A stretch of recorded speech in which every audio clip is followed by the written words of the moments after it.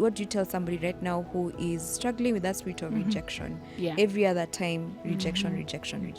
Develop that resilient heart. Keep on trusting God. Know that God has good plans for you. Yeah. Rejection is not the final. Just keep, there are your people out there. You just need to find them. So, Amen.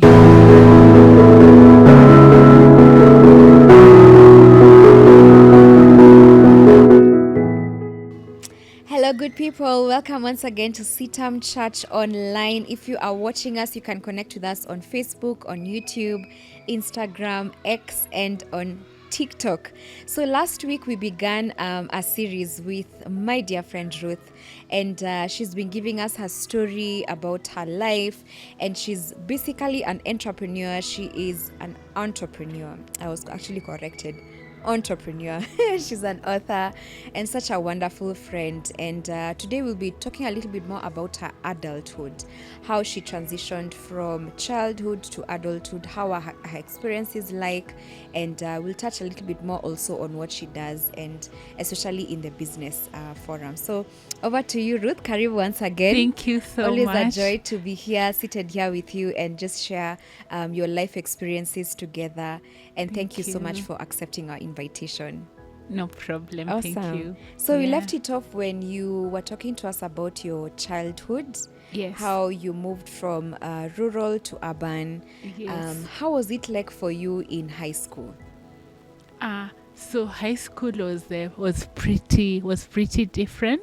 As I told you, so when I transitioned, then I went to Makini school.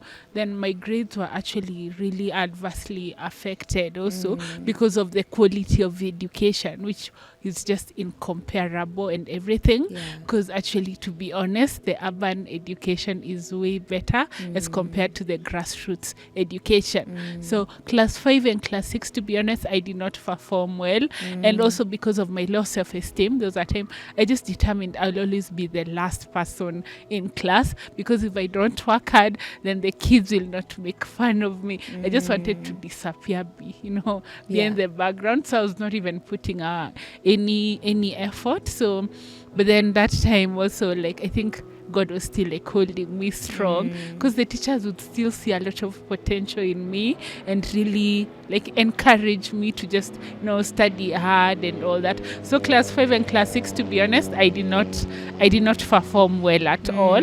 But then class 7, I just decided, because with the encouragement from my mom, from the teachers, I decided to actually work a little bit harder. And so I always now, from the last position, just work a little bit harder than be in the middle positions and everything. But by God's grace, the time I got to class 8, I actually did my KCPE, and actually I got good, not very very good, but at least mid grades there, because I actually got called to a public school. Nice. Provincial school, which was St. Lucie Kiriri. It's actually in it's in Githurai and everything. That was also for me also just also another culture shock. I would say my life has been a life full of transitions, but God is really faithful. So now I'm coming from again a private school where our meals were so good, we were treated so well. Now I'm going to a public boarding school, and then the rules are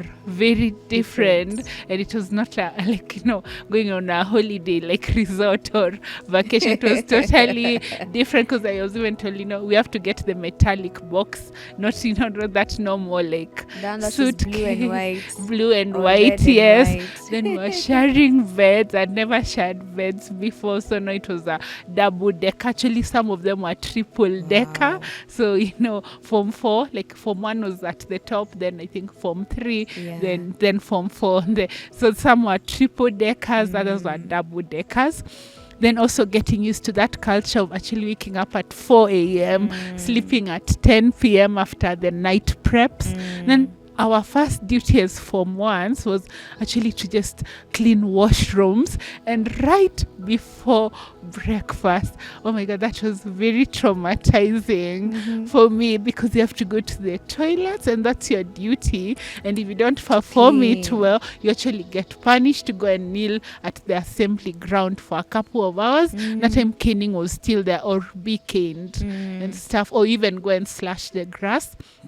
So the punishments for me was a very big like shock coming to a school where I'd gone. It was private school, so not that like corporal punishment and everything. So now we're experiencing corporal punishment again. The other thing that and then also monolization that time was also taking place, and everything where like they would take advantage of form ones, like send you to the school kiosk with like little money, then give you like a huge like shopping list, and if you don't get it, sometimes you'd actually beat you up or even like pour like water, like cold water on your blanket. So again at night it's so hard to actually sleep and everything. Then sometimes, sorry to say, our food like had like weevils and all.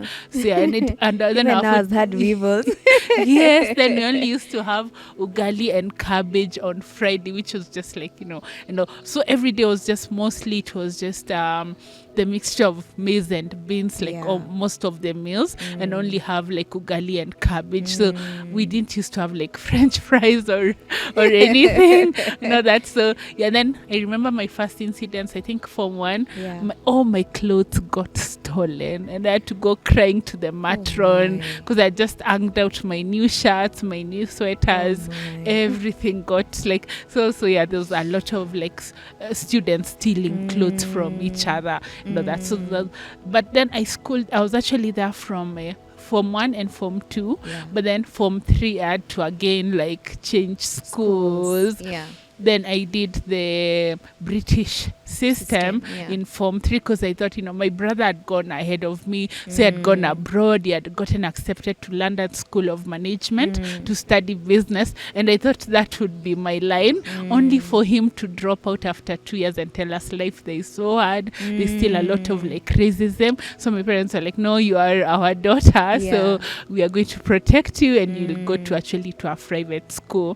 So that's how I managed to now do both 844 and also the Cambridge system of education. So I've had a lot of transitions, especially for my academic life. Wow. Yes. Wow. Interesting. Yes, and how did you move now from high school into campus? That transition from high school into campus. So now, so I did my Cambridge exams, but because now they were not like tailored to the market and everything, so I applied to Daystar, I applied to African Nazarene, I'd also applied to the University of Nairobi and everything, but then I was being told like all of them, because of the system I had done, I had to do a bridging course for 6 months so that I could just adapt also to the curriculum they were offering. So I just had to agree. So I agreed. Then my dad was very determined, told me, you're going to African Nazarene, you're not going to interview for any other school, you had already chosen the school for me and everything. So that was, so I did the bridging for African Nazarene for 6 months. Then now I joined now with the other students after the bridging course and everything, which I did like English, and I did, I think, mathematics and a bit of ICT. Yes, that's what I did during my bridging course, which took 6 months. Then now I transitioned and joined the first year. So I was at African Nazarene from, I think, 2008 all the way to 2012. I did my first degree in mass communication. I majored in electronic media. As I told you, those news anchors were really my inspiration. I wanted to do law, but they told me my maths grade could not make it to do a law degree. So I settled for the next best, which was communications. But I thank God that he has also used me in that communications field. He's definitely using you in that communications field. I'm very curious to know how you ended up starting Cola Waters. And also ended up starting Johari Granola. Is it that you did you get into the marketplace already, straight from campus? Is it that, did you tarmac at all? If at all you did, how was that experience like for you? I can imagine probably there's a campus going student right now who is watching, or who has probably just graduated probably last year, and they're grappling with this thought of looking for jobs, right now with the economy and the way things are looking like. Today as we record this video is when they're going to be reading the financial bill, and quite a number of Kenyans are actually not happy about True, it. very And true. you Yeah. can see the way a number of people also Yeah. in this country have lacked jobs here and Yeah. there, you know. Yes. How did you eventually, how was it like working, if at all you did, working in the marketplace as a graduate? So for me, my story is also a little bit different, because for us African Nazarene, you're supposed to go for internship before you graduate and everything. So I was now in my third year, now looking for internships. So I actually had to tarmac for a while during that time, because I actually sent applications to the media houses. Actually thought, I really wanted to be a news anchor stroke a presenter and all that, because those were like my role models back then. And then I'd also learned about, like production and everything, like how to use the softwares like Adobe and everything. So we also had those classes for broadcast journalism and all. So for me, my mind was so set. But then like I sent so many applications actually to almost all media stations, and most of them were actually like, reject letters. They have no opportunity. Even I had to come to school and tell them, what, but I'm not going to graduate because I can't seem to be getting an internship at any media station that I've applied to. I've actually done my best and all, and even they can see that I did my best. So on the verge of just almost like just signing up, because I'd sent so many. Even I also decided to actually now, not only media houses, I'll send to everyone, because now I started thinking, no, everyone needs a communications person, every office. So I started also sending to government offices. So on that verge of just giving up, and I was like, what, let me just look at all this. Like I'd sent over 1,000 emails. Let me actually just look at my emails. There might be a positive response and everything. So when I looked with it, that's what happened. There was an organization that had written to me, but I'd assumed the email. It was actually Water Resources Management Authority. And that time they had told me to just come in as an intern for communications, but it was an engineering firm. So it was a technical firm, because we were doing like water engineers and also just dealing with boreholes and a lot of water management issues.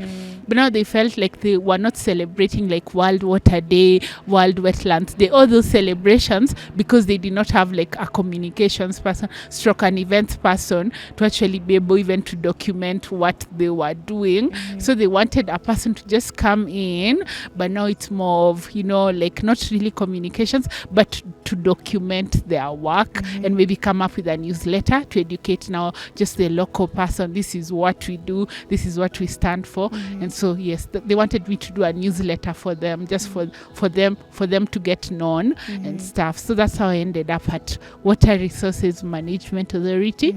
So I came in, designed the first newsletter. It was called Raslimaji, just talking about, the water issues in Kenya, what the engineers were doing and all. They were really impressed, because they had never had a newsletter before, done very poorly, but they're impressed. They're like, now I stayed there for 3 months. Of course, like my internship was supposed to end. I'm like, why don't you extend? So I kept on extending until a year. And that time it's voluntary internship. Actually, no pay, nothing, no lunch allowance. You go to the field with them they have like, they've been catered for lunch allowance. You as an intern, there's nothing for you.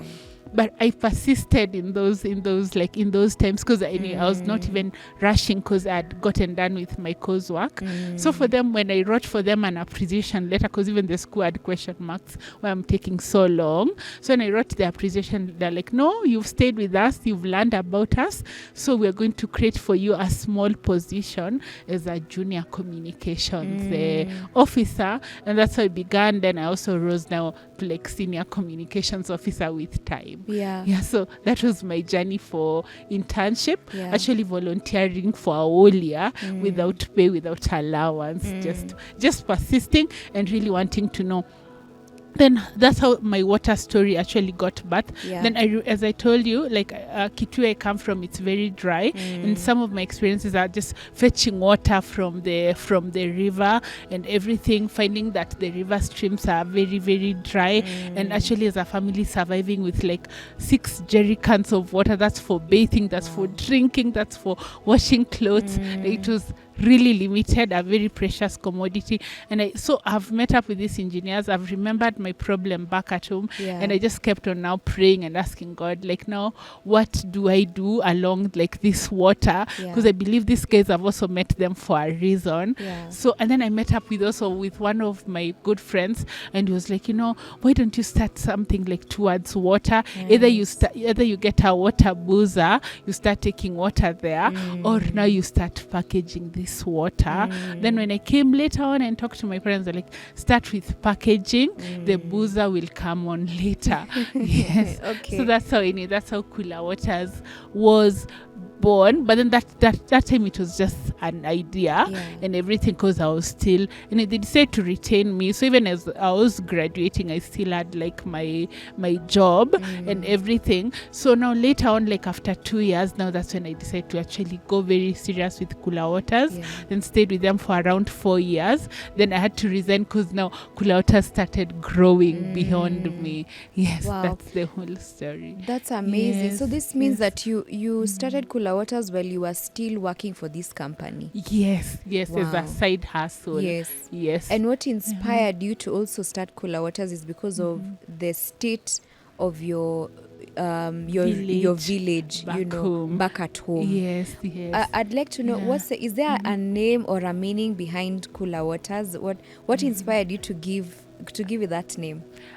So when I started, I was pretty young. I would say I was around 24 years old and everything. So my main target that time, because it would package water and everything, I wanted to also target young people like myself. And water is a drink that makes you like feel cool, refreshed, hydrated. So I connoted the name cool to cooler, so I wanted like cooler above the rest, and stuff. So and then I realized, K can stand for Kitui.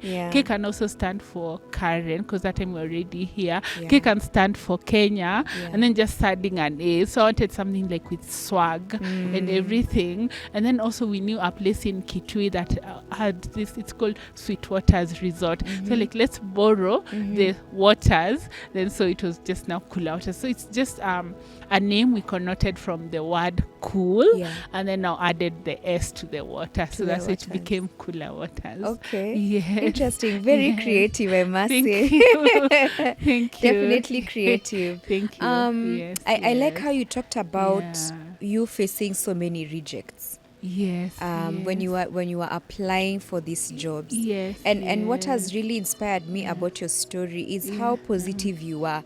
That despite sending 1,000 emails plus, God knows how many they were, you still had hope that amongst the 1,000, you will find something there that is positive for you to keep going and positive for you to pick it up from.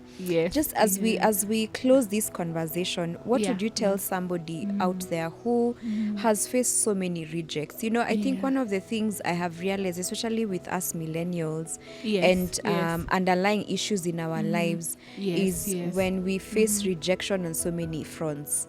Whether you're talking about family, whether you're talking about jobs, and we get into something with a lot of enthusiasm, a lot of expectations, only for us at the end of the day to get a rejection. What would you tell somebody right now who is struggling with that spirit of rejection? Every other time, rejection.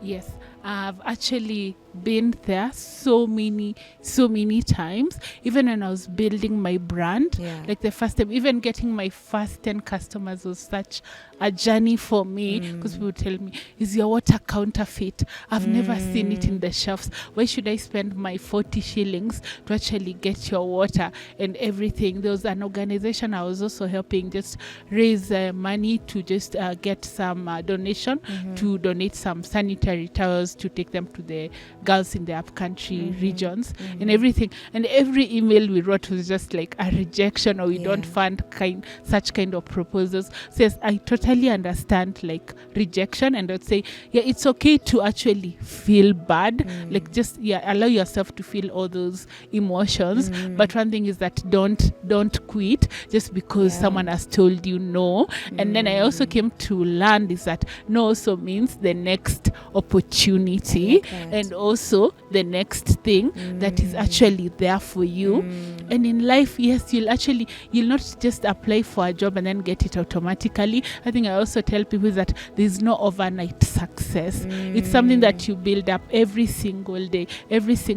So you have to ask God to help you. And also you also have to learn, there's also God gives us like those times where you have to go through the patience season. There are those seasons of waiting, and that's because God is actually just preparing you for such a great opportunity ahead and everything. And sometimes you need to just pass through such kind of situations. Like you have to pass through the furnace in order for you to just come out stronger. And even if you like reflect on the story of like Joseph in the Bible, and before he became king and all those things that he went through, so I tell them, like, don't feel discouraged. It's actually normal part of life. I've also gotten like rejected so many times. Just keep on sending that email, but also check out also for the next opportunity that is there. Maybe this time they are not funding that, but you never know. Just keep on sending those emails.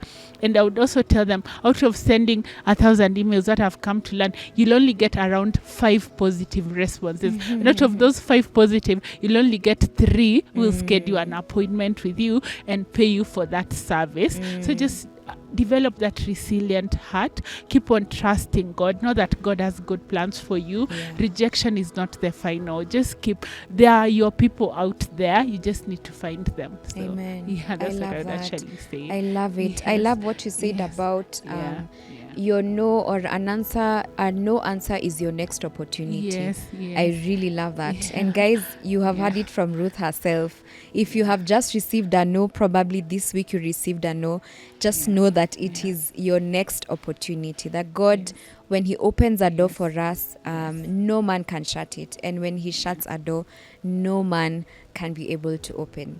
Ruth, your parting shot. So I'll just tell the people, tell the listeners that just keep on trusting God, and God has great plans for you. You are valuable. But the other thing that I would also say, that also know how to charge for your worth. God has blessed you with so much talent, with so much gift. So also find a way of also monetizing for what you have, because right now, to be honest, everyone is going through a hard time. And as we were discussing earlier about the finance bill, actually life will become more expensive, which is the reality. But also know that God has equipped you for this season. True. So just use your passion for your profit. Find out what you're good in, and then also just start adding value to it, and God will definitely bless the work of your hands. Amen. Amen. Wow, so profound. It's reminded me of a scripture. I was having Bible study just yesterday. Oh, that's good. And we were reflecting on James.